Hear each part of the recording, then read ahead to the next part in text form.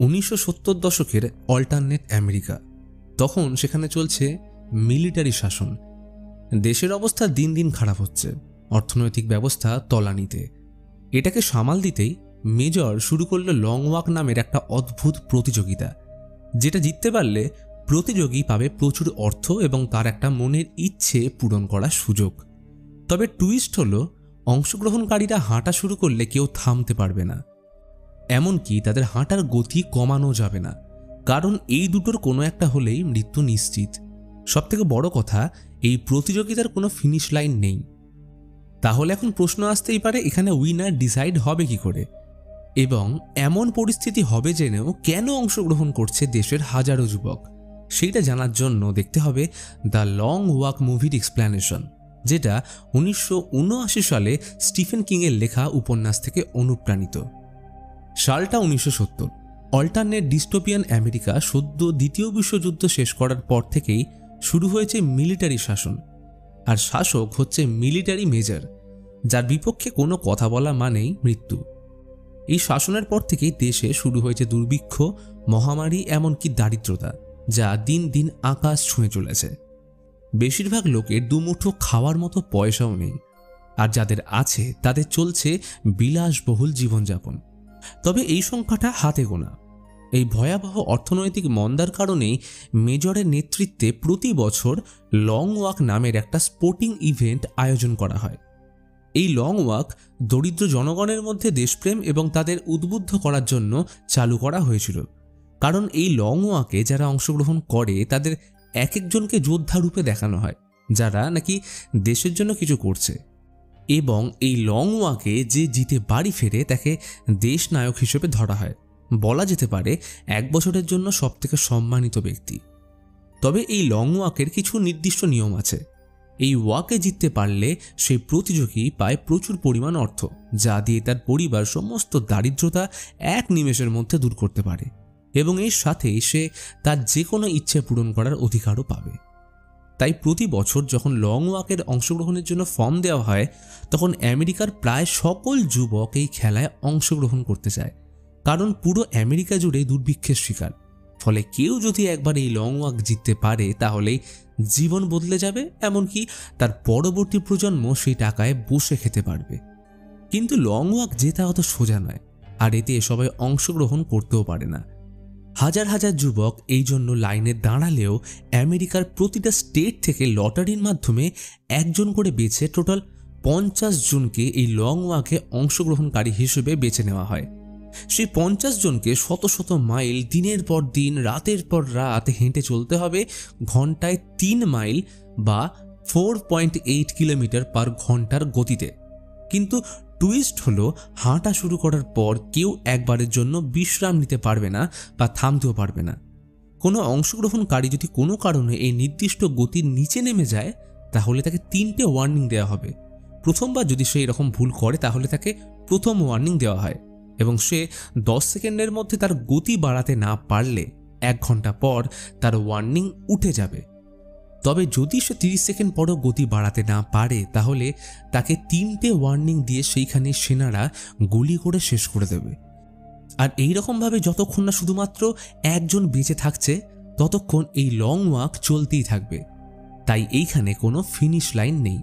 তবে সবথেকে অদ্ভুত বিষয়, যেটা আগেই বললাম, এই প্রতিযোগিতায় অংশগ্রহণ করার জন্য সবাই মুখিয়ে থাকে শুধুমাত্র দুবেলা দুমুঠো খাবারের আশায়। মানে বোঝাই যাচ্ছে দেশের অবস্থাটি কতটা তলানিতে, যে ফেরার আশা শুধুমাত্র নামমাত্র হলেও লং ওয়াকে হাজার হাজার যুবককে তাদের পরিবার পাঠায় জিতে ফিরে আসার জন্য। হয়তো এটা জেনেও যে এটাই হয়তো তাদের হতে চলেছে শেষ দেখা। দারিদ্রতাকে হাতিয়ার করে প্রতি বছর লং ওয়াক অনুষ্ঠিত হয়। 50 জন প্রতিযোগীদের সাথে অনবরত চলবে সেনাদের কনভয়। তারা রাস্তার সমস্ত প্রতিযোগীদের সময় মতো ফুড ও জল সাপ্লাই দেবে, এবং এরাই আবার 3টে ওয়ার্নিংয়ের পর কাউকে মারতেও দ্বিধাবোধ করবে না। একদিকে তারা যেমন রক্ষক, অপরদিকে এরাই হচ্ছে ভক্ষক। প্রত্যেক প্রতিযোগীর হাতে একটা করে ডিজিটাল ওয়াচ থাকবে। সেখানে তারা দেখতে পাবে তারা কত কিলোমিটার অতিক্রম করেছে ও কত কিলোমিটার পার ঘন্টায় চলছে।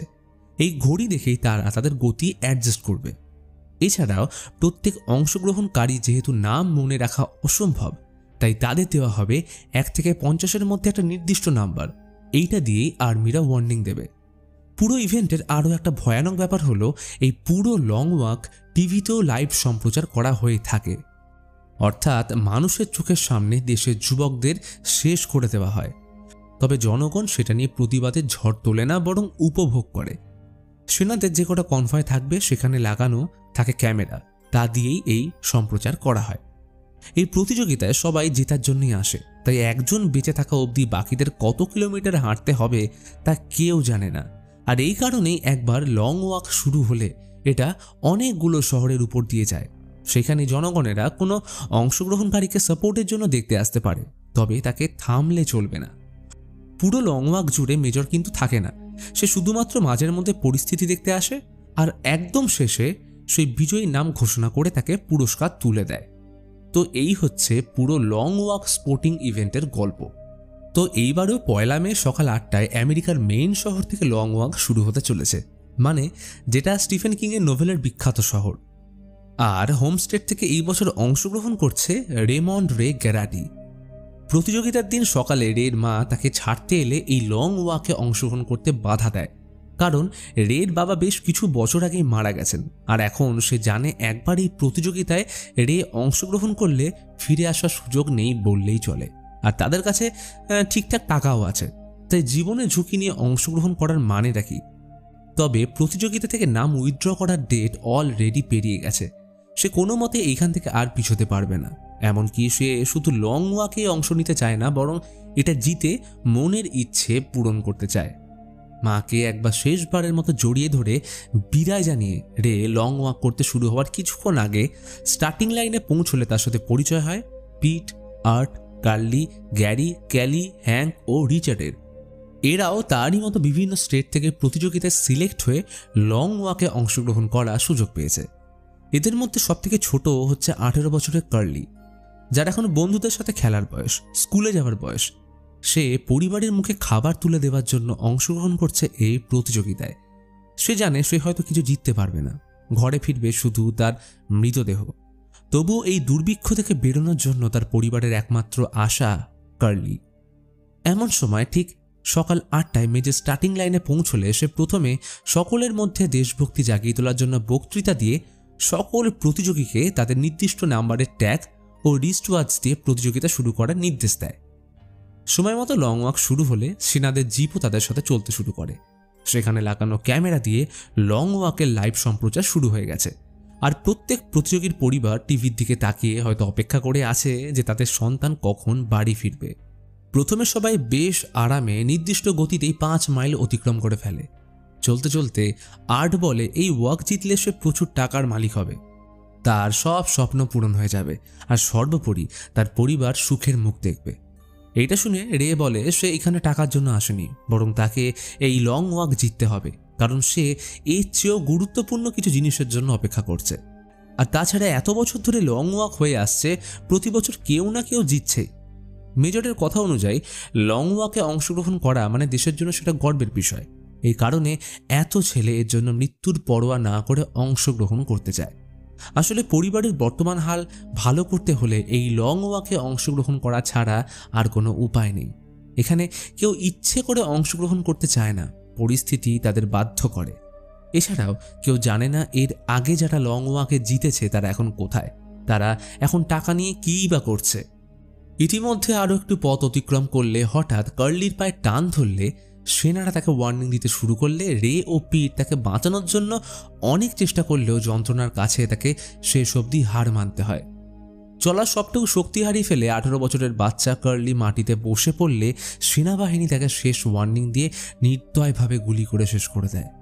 কার্লির মৃত্যু দেখে রে ভেঙে পড়লে তাকেও প্রথম ওয়ার্নিং দেওয়া হয়। তবে স্টার্টিং লাইনের শুরু থেকে রে ও পিট খুব ভালো বন্ধু হয়ে গেছে, তাই পিট তাকে সামলে আবার স্বাভাবিকভাবে চলতে শুরু করে। যদিও এতে পিটের কিছুটা গতি কমে গেলেও তাকে প্রথম ওয়ার্নিং দেওয়া হয়।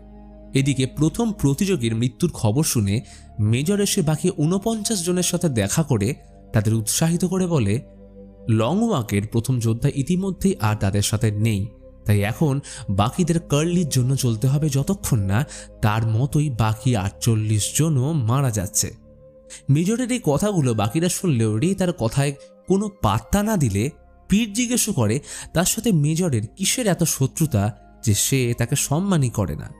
তবে সে এইটা শুনে কোনো উত্তর দেয় না। এদিকে রে পিটের মুখে একটা কাটা দাগ দেখতে পেয়ে সেটার ব্যাপারে জিজ্ঞেস করলে সেটা সম্পর্কে কিছুই বলতে চায় না। তখনই হ্যাঙ্কের হাত থেকে তার আজকের মিলটা পড়ে গেলে কিছু না ভেবেই রে তার মিল হ্যাঙ্ককে দিয়ে দেয়। কারণ একটু আগেই তারা প্রতিজ্ঞা করেছিল যাই হয়ে যাক না কেন তারা চারজন একে অপরের হাত ছাড়বে না। রাত অবধি তারা ৩৫ মাইল পথ অতিক্রম করে। মেজর আরেকবার তাদের মনোবল বাড়ানোর জন্য এসে বক্তৃতা দিয়ে বলে, রাত অবধি যারা টিকতে পেরেছে ভোরের আলো ফোটার আগে তারা যেন কোনো মতেই হার না মানে। এদিকে রাত আরও গভীর হয়ে এলে রে চলার মাঝেই ঘুমিয়ে স্বপ্নে সে তার মাকে দেখতে পায়, কিন্তু এর পরিবর্তে বাস্তবে তাকে ওয়ার্নিং দেওয়া হলো। তাই পিট তাকে ঘুম থেকে ঠিক সময় তুলে দিলে সে পুনরায় চলতে শুরু করে। তবে রাত পেরিয়ে ধীরে ধীরে ভোর হয়ে এলে সকাল 4টের দিকে রে সহ প্রায় সবারই চোখে ঘুম জড়িয়ে এলে রেকে দ্বিতীয় ওয়ার্নিং দেওয়া হলো। এখন 2 ঘন্টা তাকে গতি একই রকম রেখে চলতে হবে। তবে এর মাঝে সে আরও একবার নিজেকে সামলাতে না পেরে পা পিছলে পড়ে যাওয়ায় তাকে তৃতীয় ও শেষ ওয়ার্নিং দেওয়া হলে পিট তাকে সামলানোর চেষ্টা করে।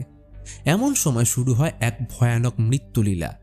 আগের থেকে যেহেতু অনেকে ঘুমের মধ্যে চলছিল তাই সবার স্বাভাবিক গতি কমে যাওয়ায় তাদের ওয়ার্নিং দেওয়া শুরু হলে রাতের অন্ধকারে অনেকেই প্রাণ হারায়। কানের কাছে গুলির শব্দ, 3টে ওয়ার্নিং এবং তার উপর গ্যারি ক্রমাগত তাকে বিরক্ত করতে থাকলে রেও তার গতি বাড়িয়ে দিল। সে ভুলে যেতে বসে যে এটা কোনো রেস নয়, এখানে জোরে হেঁটে কোনো লাভ নেই, শুধু যেভাবেই হোক টিকে থেকে অস্তিত্ব বাঁচাতে হবে। পরের দিন সকাল অবধি তারা 59 মাইল অতিক্রম করে। এইভাবে একটা গোটা দিন পেরিয়ে যায়। তবু এখনও তাদের চলতে হবে, জানে না কত দিন কত রাত। আগের রাতে প্রায় 14 জন মারা গেলে এখন আর মাত্র 18 জন বেঁচে আছে। আরও কিছুটা এগোতেই রেড থেকে সব ওয়ার্নিং উঠে যায়, কারণ সে গত 3 ঘন্টা ধরে নির্দিষ্ট গতিতেই চলছে। ইতিমধ্যে অংশগ্রহণকারীরা 100 মাইল অতিক্রম করলে মেজর এসে তাদের অভিবাদন জানায়। চলতে চলতে রাত হয়ে এলে শুরু হলো বৃষ্টি। এখন মোটামুটি আর 15 জন বেঁচে আছে, তবে আজ সবাই অনেক বেশি ক্লান্ত। ঘুম তাদের পিছু ছাড়তে রাজি নয়। এই অবস্থা রেয়েরও। তবে পিট তাকে কোনো রকমের সামনে রাখায় আজ সে কোনো ওয়ার্নিং পায় না। রেকে এই লং ওয়াকে আসার কারণ জানতে চাইলে সে জানায় তার টাকার দরকার কোনোদিনই ছিল না, তবে তার প্রয়োজন প্রতিশোধের। আসলে রের বাবা উইলিয়াম ছিল একজন স্বাধীনপন্থা মানুষ। সে মেজরের খামখেয়ালি শাসন ব্যবস্থার বিরুদ্ধে ছিল। এই কারণেই তার বাবা তাকে সবসময় এমন বই পড়াতো, এমন গান শোনাতো যা আসলে মেজরের এই শাসনের নিষিদ্ধ। এটা মেজর জানতে পেরে গেলে নিষিদ্ধ জিনিস পড়ার অপরাধে বেশ কিছু বছর আগে উইলিয়ামকে জিনি ও রের সামনে শেষ করে দেয়। সেদিনের পর থেকেই রের লক্ষ্য একটাই, মেজরকে মেরে আমেরিকার একনায়ত্বকে শেষ করে লং ওয়াকের মতো ছেলে ভোলানোর প্রতিযোগিতাকে সম্পূর্ণরূপে বন্ধ করে দেওয়া, যাতে মানুষকে এক টুকরো খুশির আশায় প্রাণ হারাতে না হয়। এই কারণে সে তার মায়ের হাজার বারণ সত্ত্বেও এই লং ওয়াকে অংশ নিয়েছে, যাতে করে সে মেজরের কাছে গিয়ে তার থেকে রাইফেল নিয়ে তাকে সবার সামনে শেষ করতে পারে। এইটা শুনে পিট হতভম্ব হয়ে যায়। সে রেকে বলে সে যদি মেজরকে মেরেও ফেলে তাহলে বাকিরা তাকে মেরে ফেলবে, আর তখন তার মা সম্পূর্ণ একা হয়ে যাবে। এইটা শুনে রের মনে প্রতিশোধের আগুন কিছুটা নিভতে শুরু করে। সময় গড়িয়ে 4 দিন হয়ে যায়। তারা অনবরত চলে যাচ্ছে কোনো বিশ্রাম ছাড়াই। মাঝে হারাতে হয়েছে অনেককে, তবুও থামতে পারেনি। লং ওয়াকের এটাই যে নিয়ম। তারা প্রায় 210 মাইল অতিক্রম করেছে। এই লং ওয়াক কোথায় শেষ হবে আর কে হবে তার বিজয়ী তা এখনও কেউ জানে না। 50 জনের মধ্যে এখন মাত্র বেঁচে আছে রে, ক্যালি, আর্ট, বিলি, গ্যারি আর পিট। তবে পথে গ্যারিকে হারিয়ে বাকি 5 জন রাত অবধি 260 মাইল অতিক্রম করে পরের দিন সকালে তারা ফ্রিপোর্ট শহরে পৌঁছলে রে দেখে সেখানে রাস্তার ধারে তাকে দেখতে এসেছে তার মা। রে জানে না সে বেঁচে ফিরবে কিনা, আর এতক্ষণে সে পিটের কথা বুঝতেও পেরেছে। শুধুমাত্র প্রতিশোধ পূরণের জন্য লং ওয়াকে অংশগ্রহণ করা ছিল তার অনেক বড় বোকামি। তাই সে মাকে দেখতে পেয়ে তার কাছে ক্ষমা চাইতে গেলে তাকে পরপর 3টে ওয়ার্নিং দেওয়া হয়, অর্থাৎ 10 সেকেন্ডের মধ্যে সে চলতে শুরু না করলে মায়ের সামনেই তার প্রাণনাশ হবে। তাই পিট তাকে কোনো রকমের সামলে রেখে আবার স্বাভাবিক গতিতে চলতে সাহায্য করলে পিটের উপরেও সেনারা 2টো ওয়ার্নিং দেয়। তবে রে এখনও পস্তাতে থাকে কেন সে মায়ের কথা সেদিন শুনল না। পিট তাকে সামলে বলে সে শুধুমাত্র 5 দিন ধরে হাঁটছে, আর সে তার পুরো জীবন ধরে পালিয়ে বেড়াচ্ছে তার অতীত থেকে। আসলে অনেক ছোটবেলায় একটা যুদ্ধে পিটের বাবা মা মারা গেলে সে তার কাকার কাছে বড় হয়। প্রতিদিন রাতে সে ড্রিঙ্ক করে এসে পিটকে মারধর করত। এরপর একদিন পিটের বয়স যখন 10, সেও মারা যায়। সে মারা যাওয়ার পর থেকেই রাতে পিটের মাথা গোঁজার ঠাঁইটুকুও ছিল না। কোনোদিন রাস্তায়, কোনোদিন মাঠে সে শুয়ে পড়ে থাকতো। শুধু তাই নয়, সে চুরি করতে শুরু করলো, এমনকি যে কারোর সাথে মারামারিতে জড়িয়ে পড়তো। আর এমনই একদিন সে মারামারিতে জড়িয়ে পড়লে লোকটা ছুরি দিয়ে তার মুখে, সারা শরীরে আঘাত করে। এই কারণেই তার মুখে ওই দাগটা রে দেখতে পেয়ে তার কারণ জিজ্ঞেস করেছিল, যা সে আগে কাউকেই জানায়নি। তবে সেদিন লোকটা তাকে মারেনি, অজ্ঞান করে তিলে তিলে মরার জন্য ছেড়ে দিয়েছিল। পরের দিন হসপিটালে তার জ্ঞান ফিরলে সে ভুল বুঝতে পেরে প্রতিজ্ঞা করে এরপর থেকে জীবনে যতই অন্ধকার আসুক সে তার মধ্যে আসার আলো খুঁজবে। তাই তো এখানে আসার পর সবাই জেতার চেষ্টা করলেও সে শুধুমাত্র প্রতিটা মুহূর্ত উপভোগ করছিল, নতুন বন্ধু বানাচ্ছিল, সবাইকে হাসাচ্ছিল আর বিপদে তাদের পাশে দাঁড়াচ্ছিল। তার জীবন মোটেই সহজ ছিল না, তবুও সে আজ বেঁচে আছে। আর তাই সে প্রাইজ মানি দিয়ে দেশের জন্য ভালো কিছু করবে, এবং যেসব বাচ্চার অবস্থা তাদের মতো তাদের জন্য সে কিছু একটা করে যেতে চায়। সে রেকেও বলে এইখান থেকে যদি রে জিতে বাড়ি ফেরে তবে প্রতিশোধের বদলে সে যেন ভালোবাসাকে বেছে নেয়, টাকা নিয়ে মায়ের কাছে গিয়ে তার বাকি জীবনটা যেন উপভোগ করে। এইভাবেই তারা প্রায় 306 মাইল পেরিয়ে এলে ক্যালির গল্প সমাপ্তি ঘটে। এদিকে আর্টেরও ইতিমধ্যে ইনার ব্রিডিং শুরু হলে সে লং ওয়াক থেকে পাওয়া তার 2 বন্ধু রে ও পিটকে ধন্যবাদ জানিয়ে তার গলার লকেটটা রেকে দিয়ে বলে সে যদি এখান থেকে বেঁচে ফেরে তাহলে সে যেন এইটা তার ঠাকুমাকে দেয়। এইটা বলেই আর্ট থেমে গেলে 3টে ওয়ার্নিংয়ের পর তাকে গুলি করা হয়। আজ 5 দিন ধরে চলার পর এখন প্রতিযোগীর সংখ্যা মাত্র 3, রে, পিট ও বিলি। রাতে 3 জন প্রায় 326 মাইল অতিক্রম করলে মেজর আসে তাদের সাথে দেখা করার জন্য। তার সামনে বিলি জানায় যে গত 10 বছরে তার বসন্তকালে কোনো অ্যালার্জি হয়নি, তবে এইবারে ভাগ্য তাকে ধোঁকা দিয়েছে। সে সবটুকু দিয়ে নিজেকে লং ওয়াকের জন্য তৈরি করেছিল শুধুমাত্র জেতার জন্য। আসলে মেজর হচ্ছে বিলির আসল বাবা।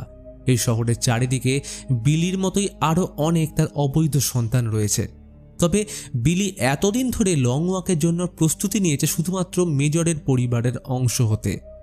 এটা জিতলে তার ইচ্ছে মেজর যেন তাকে ছেলে হিসেবে গ্রহণ করে, তাকে যেন 1 কাপ চায়ের জন্য ইনভাইট করে তার বাবা। রে ও পিটের সাথে হাঁটা বিলির জন্য সম্মানের ছিল।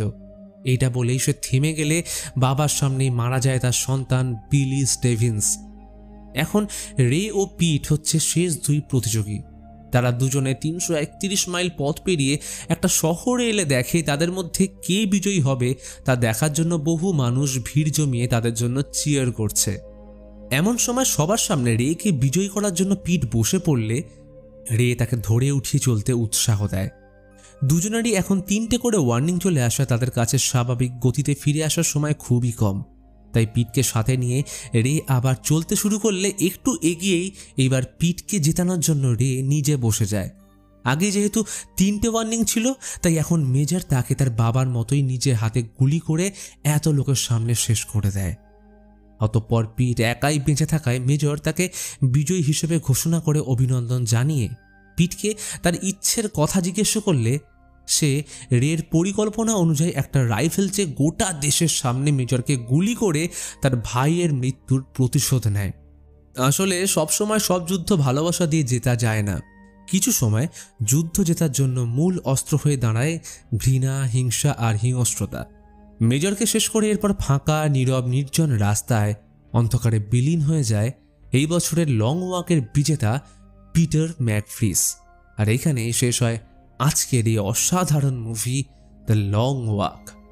এই মুভি একটা লং ওয়াক নিয়ে হলেও আসলে এই লং ওয়াক আমাদের জীবনযুদ্ধের রূপক। আমাদের প্রত্যেকের জীবন হচ্ছে একটা দীর্ঘ পথ, যা আমরা ধীরে ধীরে প্রতিদিন অতিক্রম করছি। এতে কেউ পিছিয়ে পড়ে, কেউ আবার হারিয়ে যায়, অনেকে খুঁজে পায় নতুন বন্ধু, কেউ প্রতিনিয়ত বেঁচে থাকার জন্য লড়াই করে যায়, আর অন্যদিকে হার মেনেও থেমে যায়। আর যারা হার মানে না তারা এগিয়ে চলে। যারা এগিয়ে যাবে তারা বেঁচে থাকবে, জীবনে উন্নতি করবে, একটা উজ্জ্বল ভবিষ্যতের মুখ দেখবে। যেমনটা পিট বলেছিল, হয় চলো না হলে মরো। ছোট থেকে আমরা শিখে আসছি কিভাবে বড় হতে হয়, কিভাবে শুধুমাত্র একটা চাকরির জন্য, একটা ভালো ভবিষ্যতের জন্য সবাইকে র্যাট রেসে অংশগ্রহণ করতে হয়। এই লং ওয়াক সেই র্যাট রেসেরই প্রতীক। এবং মেজর হলো আমাদের কঠোর সমাজের প্রতীক, যে সমাজ প্রতি মুহূর্তে আমাদের গলা চিপে ধরছে। একদম শেষ দৃশ্যে পিট মেজরকে গুলি করার অর্থ আমাদের শেখায় সমাজের চিরাচরিত নিয়মগুলোকে শেষ করে স্বপ্ন পূরণের জন্য সমাজের পরোয়া না করে শুধুমাত্র এগিয়ে যাওয়া। এই মুভি আমাদের শেখায় সমাজ কিভাবে তরুণদের স্বপ্ন ব্যবহার করে তাদের এমন জায়গায় ঠেলে দেয় যেখান থেকে ফেরার আর কোনো পথ থাকে না। যেমন এইখানে সবাই জানতো শুধুমাত্র একজনই শেষ অবধি জিতবে, তবুও স্বপ্ন পূরণের জন্য সবাই এগিয়ে এসেছিল হাজার হাজার মানুষ। শুধু তাই নয়, এই মুভি বন্ধুত্বের কথাও বলে, কিভাবে ভয়াবহতার মাঝেও রে, পিট, হ্যাঙ্ক, আর্ট, বিলি, ক্যালি একে অপরের প্রতিযোগী হয়েও তারা বন্ধু হয়ে ওঠে। আসলে মানুষ যতই অন্ধকারে ডুবে যাক না কেন, তার মধ্যে একটা মনুষ্যত্ব সব সময় বেঁচে থাকে, আর সেইখানেই জন্ম নেয় বন্ধুত্ব, ভালোবাসা আর আত্মবলিদান। তো বন্ধুরা, ভিডিওটা ভালো লাগলে অবশ্যই একটা লাইক করে দিও, এবং যারা চ্যানেলে নতুন আসছো তারা সাবস্ক্রাইব করে নোটিফিকেশন বেল অন করে দাও।